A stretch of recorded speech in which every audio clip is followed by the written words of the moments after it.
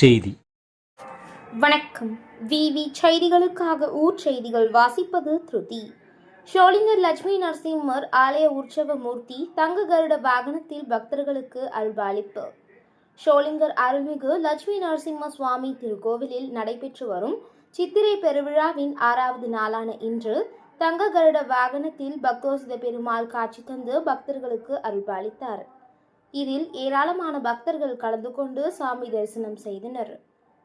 108 திவ்ய தலங்களில் ஒன்றான ராணிப்பேட்டை மாவட்டம் ஷோலிங்கர் அருள்மிகு லட்சுமி நரசிம்ம சுவாமி திருக்கோவிலில் சித்திரை பெருவிழா கொடியேற்றத்துடன் தொடர்ந்து நடைபெற்று வருகிறது.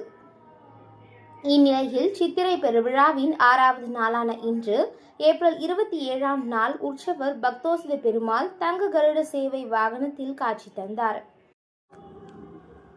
தொடர்ந்து பக்தோசித பெருமாள் சுவாமி அலங்கரிக்கப்பட்ட தங்க கருட வாகனத்தில் எழுந்தருளி மங்கள வாத்தியங்கள் வேத மந்திரங்கள் முழங்க சன்னதி தெரு, சுப்பாராவ் தெரு, பைராக்கி மட தெரு, போஸ்ட் ஆபீஸ் தெரு, தென்வன்னியர் வீதி, மேல்வன்னியர் வீதி, பஜார் தெரு உள்ளிட்ட 8 மாட வீதிகளில் உலா வந்து பக்தர்களுக்கு காட்சி தந்து அருள்பாலித்தார்.